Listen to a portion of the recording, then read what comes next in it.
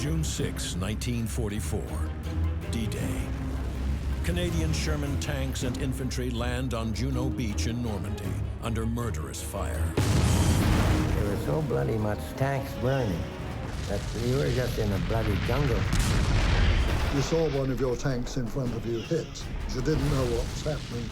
You kept going, you kept going. The Canadians overwhelmed the Germans' coastal defenses and advance inland. I thought, wow, this is a breeze. We'll be on our way to Berlin next week. Only to come turret to turret with the most ruthless killers in the German army. The Panzers, the battle-hardened SS. There was really no need to fear Sherman. They were easy opponents for us. This is armored warfare at its bloodiest. The Battle of Normandy. Finally, I said, fire.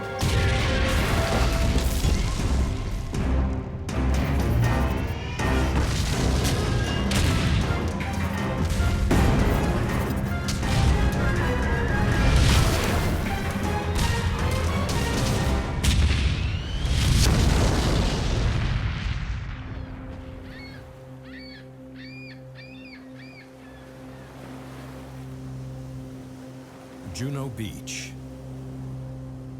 8 kilometers of gently sloping shoreline along the coast of Normandy. In the late spring of 1944, this was one of the beaches where the greatest amphibious operation in history took place. The Allies' all-out attack on Hitler's Atlantic Wall.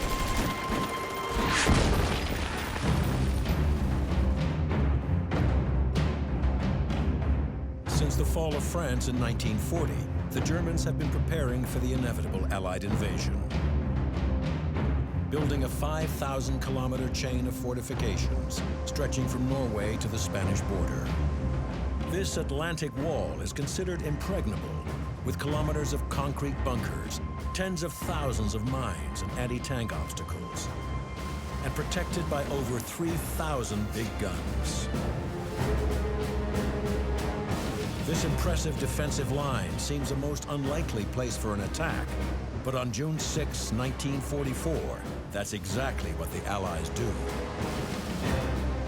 At 0300 hours, a force tens of thousands of men strong approaches the Norman coast and unleashes a massive naval bombardment. All of a sudden, they started firing.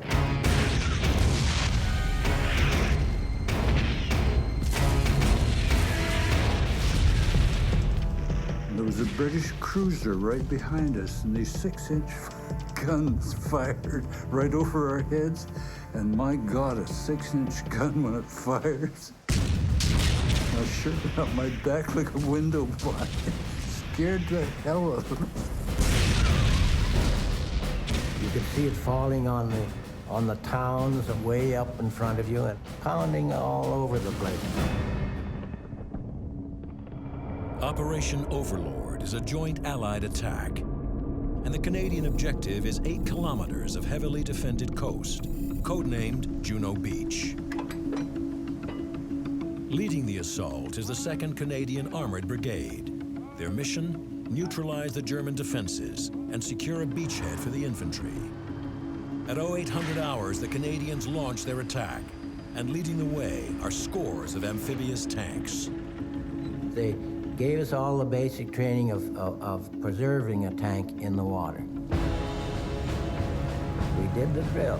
Let the water come up and so on, don't get panicked.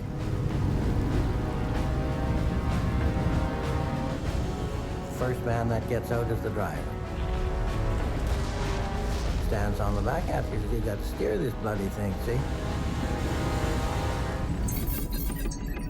The DD, or swimming tank, has a sealed lower hull to keep it from sinking, and it gains extra buoyancy from high canvas skirts. But its most unique feature is its duplex drive, twin propellers that push it along at a speed of almost 4 knots. The DD is an ungainly 30-ton monster and is slow and hard to maneuver in rough seas. The skipper said, okay, we're going on the run-in, be prepared, and in we went. Of course, it's an awkward bloody thing to steer because it doesn't work very well in the tide and the wind, and it was an awfully rough day. The 5-kilometer run into Juno Beach is harrowing and lethal. High waves sink the tanks, as do underwater mines.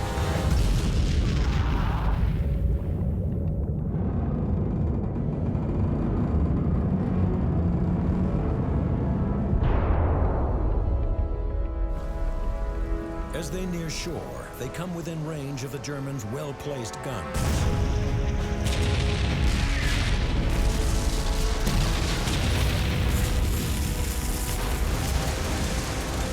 Of the 67 tanks launched from the landing craft, 11 never reach shore.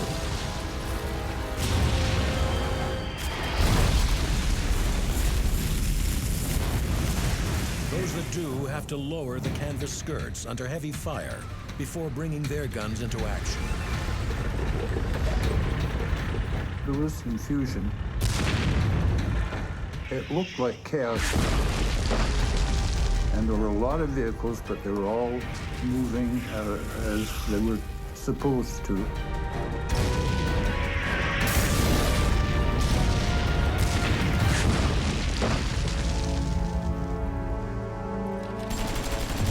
During the first hours of the battle, the Canadians lose hundreds of men and 19 tanks. I saw Canadians lying on the beach, some of them with stuff thrown over them.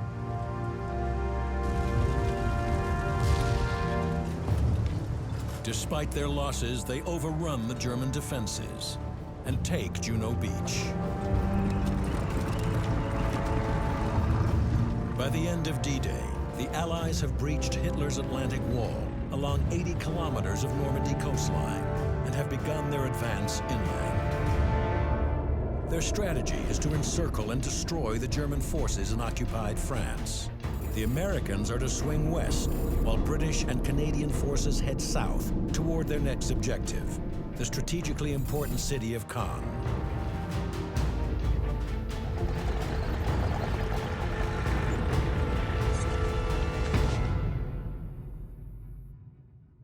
But scarcely have the tanks of the 2nd Canadian Armored Brigade rolled off the beach when they encounter a new kind of peril, the picturesque Normandy landscape. It's a maze of narrow fields, 5-meter-high hedgerows, and sunken lanes. A tanker's nightmare. Maneuvering a tank through this is difficult and dangerous.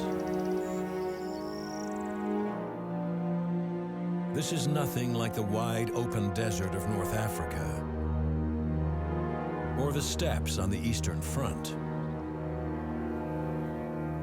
In Normandy, the fighting is at close range, making surprise absolutely vital. The first idea you get is, for Christ's sake, get out in the field and start moving.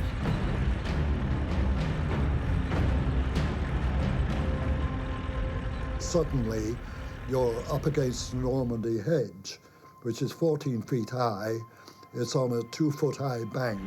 You go crashing through it.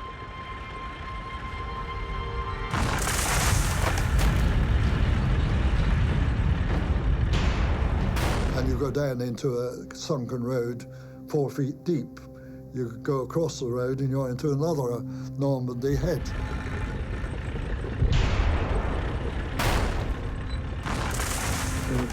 Very difficult to get into and very difficult to get out of. And you can get hung up in the hedge and you're totally vulnerable at that point. But if you don't have a plan, you'll get nailed, because the enemy always has a plan. D-Day +1. Despite the difficult terrain, Canadian tankers of the 2nd Armored Brigade make steady progress towards Caen. And as the battle enters its second day, they encounter a column of 9 German Panther tanks.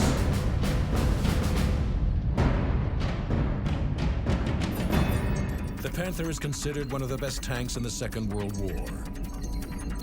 Its long-barreled 75mm cannon is deadly, even at long range.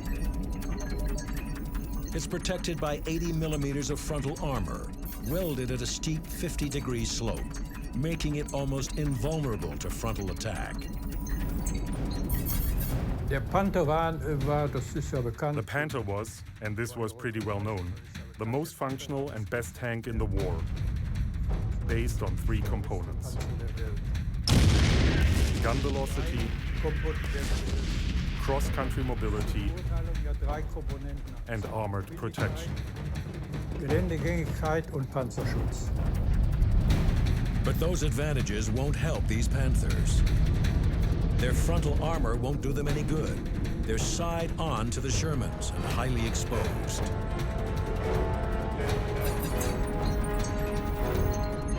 The Sherman has a short-barreled, less powerful 75mm gun and thinner 51mm armor plating, making it vulnerable in a head-on battle with the Panther, but deadly at close range if they catch the Germans off guard.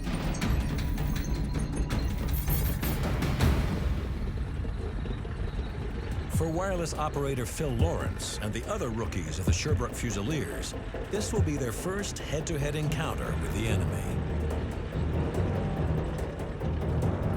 We heard from the infantry that there were some Panther tanks coming.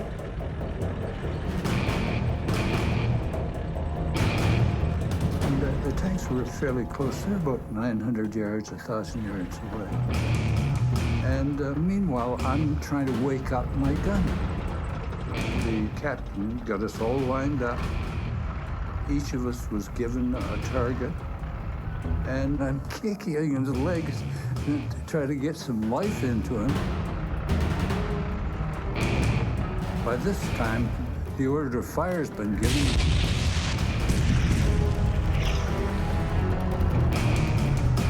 And my gunner is fast asleep.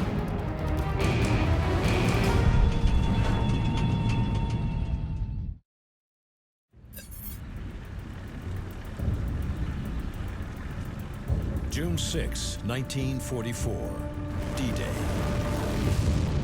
Canadian tanks and infantry land at Juno Beach in Normandy under intense fire.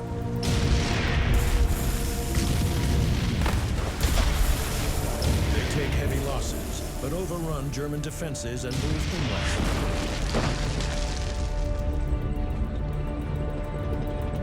inland. The Allied plan is to encircle and destroy the German forces in Normandy, with the Americans swinging west, while British and Canadian forces push south towards the strategically important city of Caen. Leading the Canadian advance are the tanks of the 2nd Canadian Armored Brigade. A few kilometers inland, they encounter a column of German Panther tanks.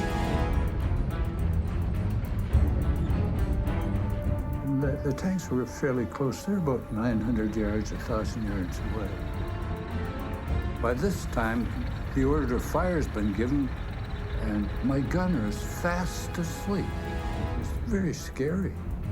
And the crew commander is batting him with his head with his hands to wake him up. He said to the gunner, you useless son of a bitch, you are now the co-driver trying to get in there and don't get in anybody's way.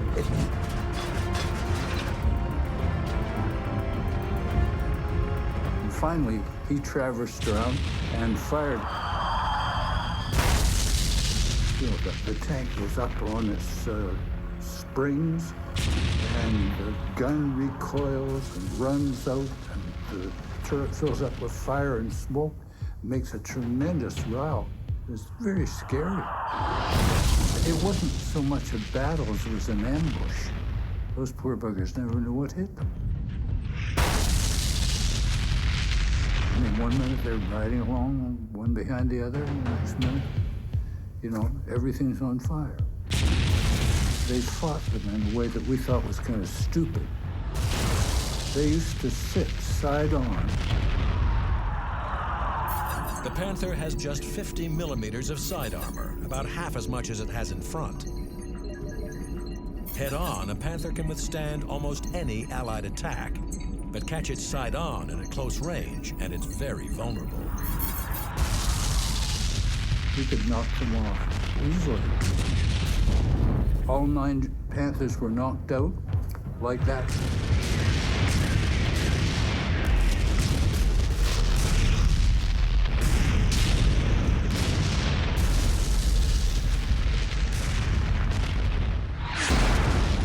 I thought, wow, this is a breeze. This is a great, I like this. We'll be on our way to Berlin next week. But the Canadians are about to get a surprise of their own. Rushing to meet them with orders from the German High Command to stop the Allied advance are units of the newly formed 12th SS Panzer Division, led by some of Hitler's most experienced tank commanders. The 12th SS is equipped with 48 Panthers, dozens of heavy guns, and almost 100 Panzer IVs. The SS were a rough lot, but they were very good at what they did.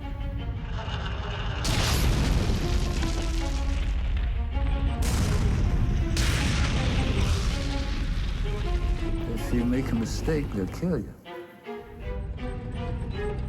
We knew that it was our duty as soldiers of the German Wehrmacht to serve, whether we thought it would be successful or not. This was none of our business.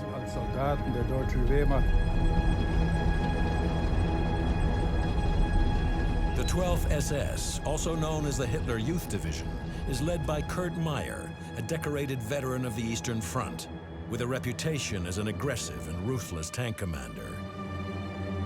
His troops call him Panzer Meyer. Battalion after battalion arrived. The soldiers waved at me. They were moving forward to their baptism of fire in a calm manner. They showed no self-pity. They were determined to prove themselves.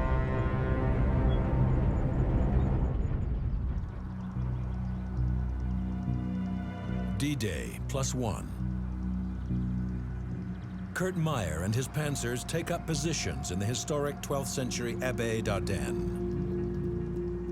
There in the monastery gardens, the 12th SS Panzer Division lies in wait for the tanks of the Sherbrooke Fusiliers, who are supporting the North Nova Scotia Highlanders, slowly advancing en route to Caen.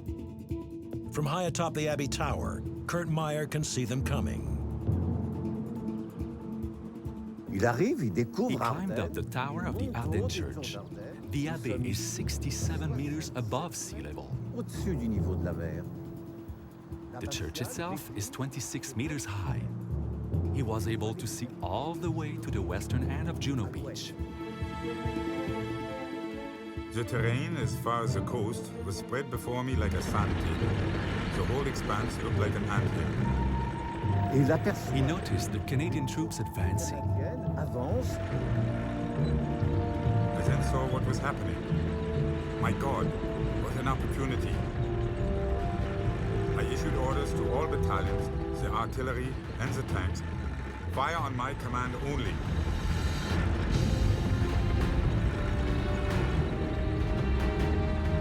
The squadron stopped. They had snacks. They ate.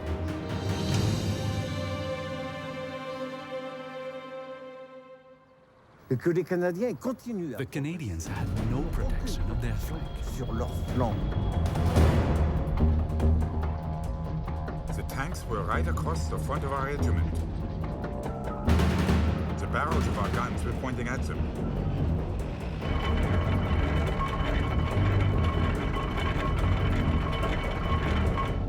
Then I gave the signal for the attack.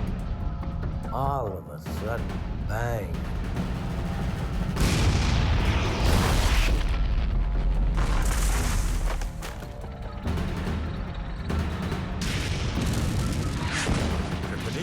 Caught off guard. They seemed totally surprised. There was so bloody much smoke. and tanks burning, that you were just in a bloody jungle.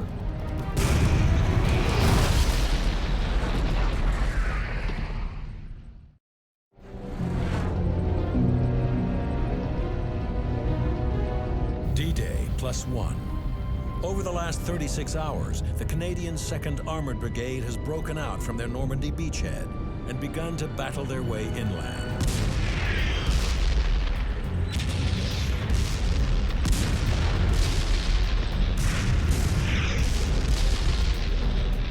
Rushing to meet them are tanks of the 12th SS Panzer Division, led by the infamous Kurt Meyer. His forces take up position in the Abbey d'Ardennes. There, the 12th SS set a trap for the tanks of the Sherbrooke Fusiliers, now slowly advancing toward the city of Caen. All of a sudden, bang. From then on, the battle started.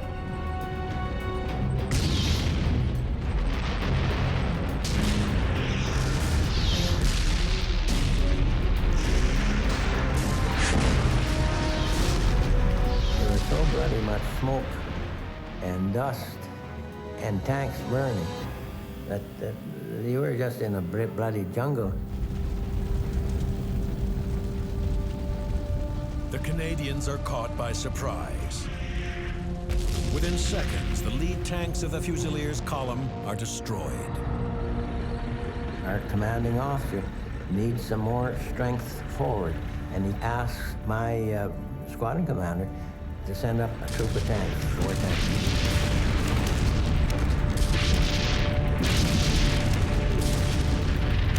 And he asked for another troop. So now, there's my squadron commander, myself, and the 3rd tank, and that's all we got. And then the message comes from him saying, the Germans are breaking through on your left. Move over to your left. And he still thought we had a squadron, I guess. All of a sudden, the action started to move around our way. And at first I saw the tanks, and they were at about, 1,000 yards away.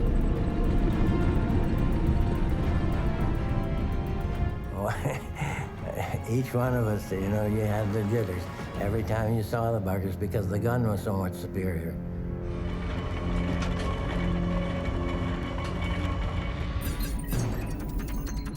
The Panzer IV carries a powerful 75mm cannon. And although it has a shorter barrel than the Panther, a shell from a Panzer IV can still rip through the weak armor of a Sherman tank. The Sherman was an easy opponent for us. If you were able to keep your distance, then there was no need to fear a Sherman. The short-barreled Sherman doesn't have nearly as much punch as the Panzer IV. You have to start playing the game of tactics. And I start firing my smoke in front of it. Along with high explosive and armor-piercing rounds, the Sherman is also equipped with white phosphorus incendiaries. These shells can be used by tankers to mark enemy targets or fired to create smoke screens to provide tactical cover. And they were at about 1,000 yards away. And I said, for Christ's sake, let them come in close. And watch the right-hand corner where I just put down the smoke, because you may see something come around the corner there, taking a look at us. And sure enough, you see a tank just sticking his nose around, looking, trying to get some view. Finally, I said, fire. And I hit him at about, it must have been in 800 or 900 yards, I guess.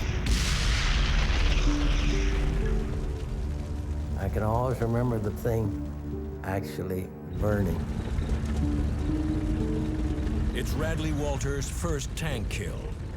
By war's end, he will have 17 more, and recognition as Canada's leading tank ace. But on this day, the Canadians take a beating. They lose 28 tanks, 110 men killed, and 128 taken prisoner. 18 of the captured are delivered to a terrible fate. The first group, which was mostly the North Nova Scotias, were brought to this courtyard here. These Canadian soldiers would have come up these stairs and into this park. They came along here.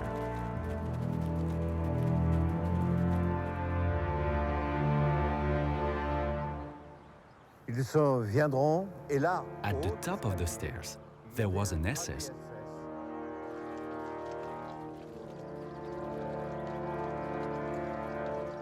Who would kill each one with a bullet in the back of the neck.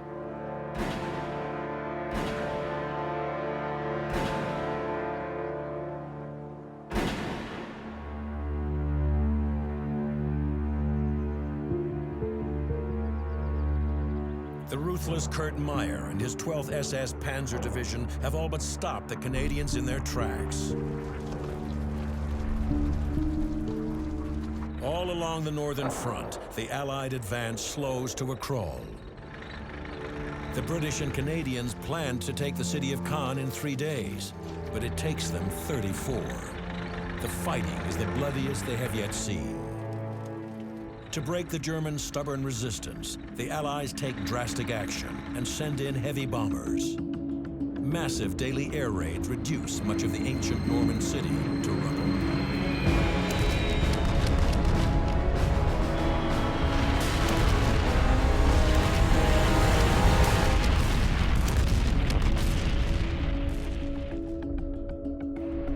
What happened was that Caen City was totally obliterated. On July 9th, D-Day plus 33, the Allies finally enter Caen. Our tank advanced down one of the main streets of Caen, only to find that we were driving into huge multiple bomb craters. Some of them were so big that the Sherman tank, which is 11 feet high, was actually going down underground. On one occasion, we came to a total stop, and I got up on the top of the tank, and I couldn't see where would be the normal ground level.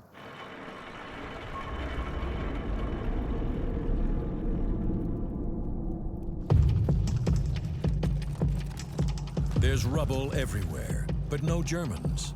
They've withdrawn, leaving the ruined city to the Allies, who become bogged down in the wreckage created by their own bombs.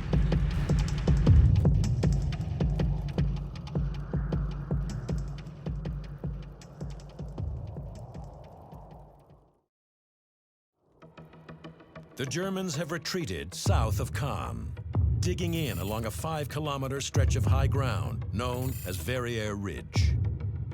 The ridge rises 30 meters above the lowlands, making it an ideal defensive position for the Germans. From here, they can command the area all the way north to Caen, making it a killing ground for the advancing Allied armor. The Germans deploy their arsenal, including 72 88mm anti-tank guns, 40 Panthers, and 80 heavy Tiger tanks. Even though they are facing one of the most formidable defensive positions in Normandy, on July 18th, 9 days after entering Caen, British and Canadian forces launch Operation Goodwood, an armored assault aimed directly at the Germans on Verrières Ridge. And And once again, the tankers of the 2nd Canadian Armored Brigade are in the thick of it. Their orders? Take and hold a small Norman village at the foot of the ridge. I remember being in a place called Saint-André-sur-Orne. They had reported that there were 64 German tanks in Saint-André. We said, well, that means there's probably 8 tanks.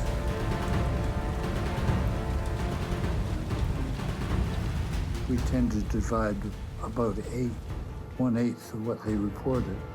So we thought to be safe was send in 12. It was raining and you couldn't see very well. Very hard to make anything out. We got in there and by God, there were 64. There were tanks everywhere.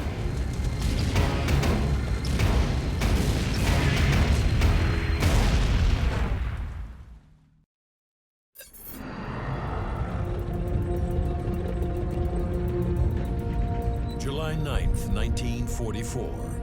After 34 days of fierce fighting,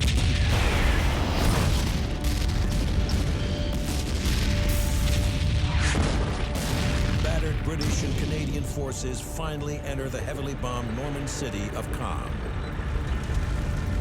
9 days later, they are ready to continue their advance and link up with U.S. forces routing the German army in southern France. But German forces in the north are far from defeated. 8 kilometers south of Caen, they dig in along Verrières Ridge with masses of anti-tank guns and hundreds of tanks. The ridge is now one of the strongest defensive positions in France. July 18th, 1944. Combined British and Canadian forces launch Operation Goodwood, aimed at driving the Germans off the ridge. On the western flank of the attack are the tankers of the Sherbrooke Fusiliers, with orders to seize and hold the village of Saint-André-sur-Orne.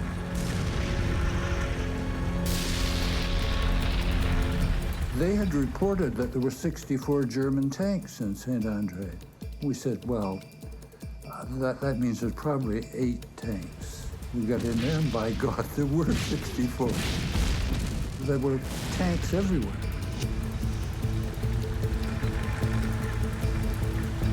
And we couldn't get organized to take them on.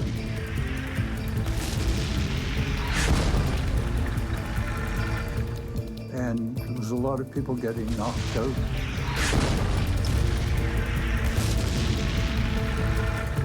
It was raining and you couldn't see very well. Very hard to make anything out. We seemed to have lost touch with everybody. We decided we better try to find a safe position and some targets.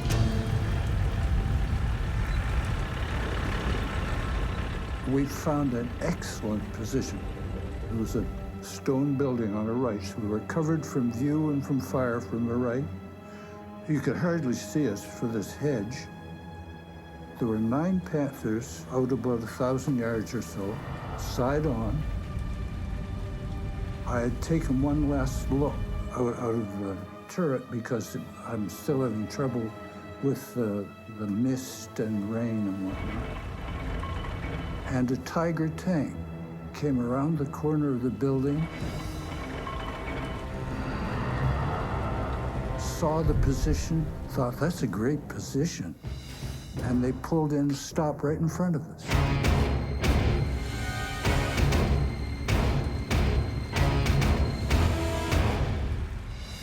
It was just the scariest damned apparition I've ever seen. Just loomed up like that. We were almost touching one another. So I had an AP up to the spout. I fired that and hit him. It just bounced off. And after that, we just fired a high explosive as fast as we could. About that fast. I was literally just holding the firing button down. The gun was firing, recoiling, running out, firing, recoiling, running out. And my loader operator was flinging the shells in. and then he fired back. The Tiger weighs 57 tons, almost twice as much as a Sherman. It has 100 millimeters of frontal armor, making it almost impregnable. It carries an 88 millimeter gun that can destroy a Sherman more than 2 kilometers away. And this Tiger is practically on top of Lawrence's tank.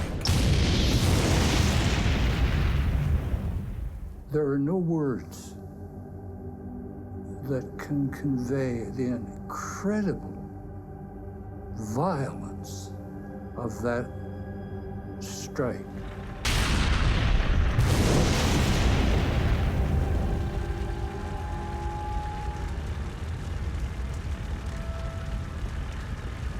The AP shell that hit our turret, it looked as if someone had taken a torch and just burned the channel front to back. I said, drive in reverse, hard right.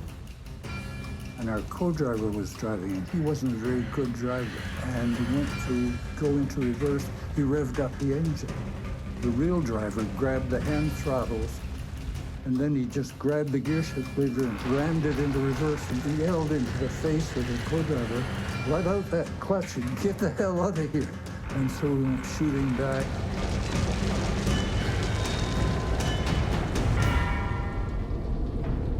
The Sherbrooke Fusiliers lose half their tanks and are forced to retreat. Other units suffer similar losses and pull back.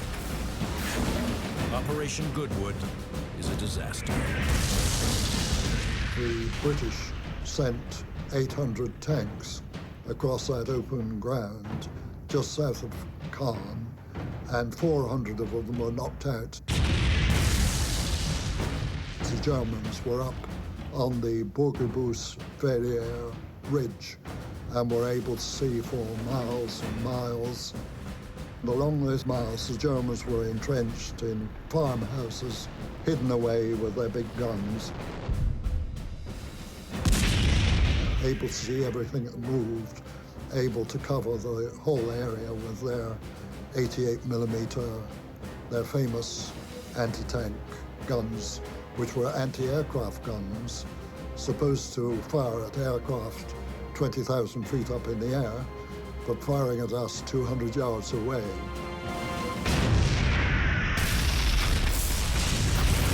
On the 21st, the offensive against Verrières Ridge is called off as the enormity of the losses sinks in. In just 4 days, the Allies lose over 6,000 men and more than 300 tanks, and the Germans still remain firmly in control of the ridge. Now, our task was to go up that hill and find a way in which we could get through those German lines, which are now reported to be possibly one of the strongest defenses that the Germans set up anywhere in World War II. The Allies are desperate for a breakthrough. Canadian Lieutenant General Guy Simonds comes up with a bold and risky plan to take the ridge. Codenamed Operation Totalize, Simonds' plan calls for 400 tanks to quickly advance in 6 columns straight into the German defensive positions. And to reduce the effect of the German big guns, he will launch the attack at night. If one asks, what did one see? The simple answer is nothing.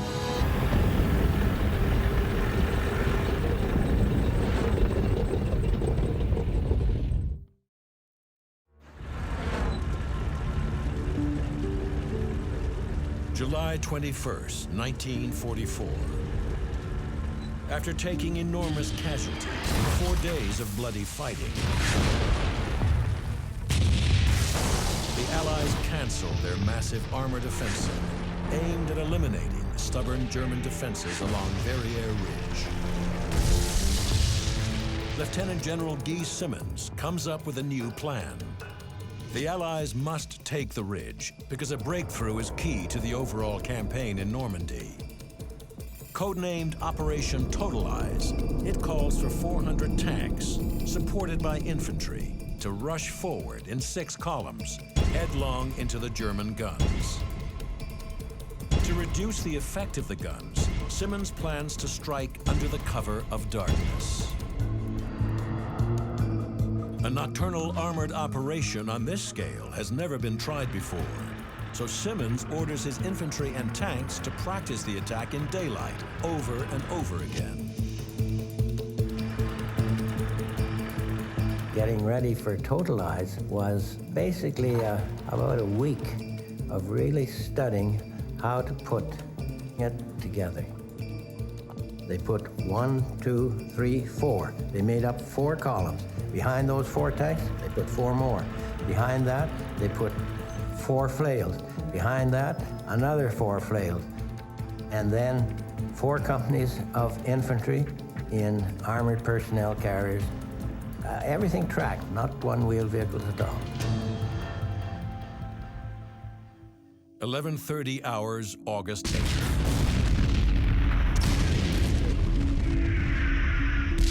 After a massive bombardment, Operation Totalize begins.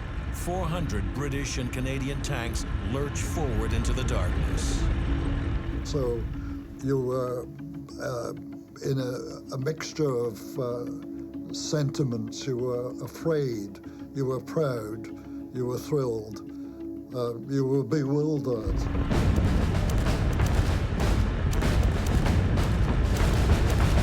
The tanks stay close together, crawling slowly toward the ridge, following lines of tracer fire that point the way to each unit's objective. And all you saw was the red tail light of a tank in front. So you fixed your eyes on that red tail light and you followed for your life's sake.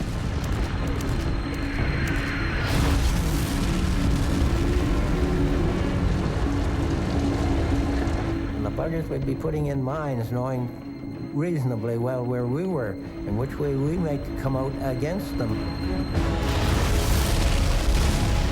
Total chaos, with flashes going on all over the place, shells exploding. You'd hear the shooting going on all over the damn place.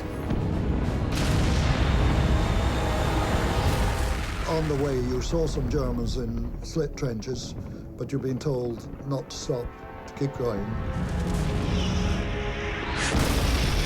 You saw one of your tanks in front of you hit and going up in flames. You saw another one hit, going up in flames. You didn't know what was happening.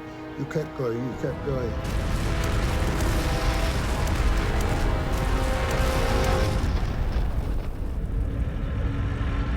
By dawn on August 8th, Canadian and British forces have captured most of Verrières Ridge. By noon, the entire position is in Allied hands. Phase 1 of Operation Totalize is a success, opening the way for the Allies to advance and hook up with U.S. forces further south. On August 21st, after 2 more weeks of fierce fighting, the Allies finally complete their encirclement of the German army in Normandy. Those Germans who remained trapped inside the pocket are now easy prey for the Allies' superior air power. For a while, this tremendous slaughter, you can only call it, went on. More and more bombers and fighter bombers attacked. The misery around us screamed to high heaven. Refugees and soldiers from the defeated German armies looked helplessly at the bombers flying continuously overhead. It was useless to take cover from the bursting shells and bombs. Concentrated in such a confined space, we offered once-in-a-lifetime targets to the enemy air power. Death shadowed us at every step. We stood out like targets on a range. It was impossible to miss us.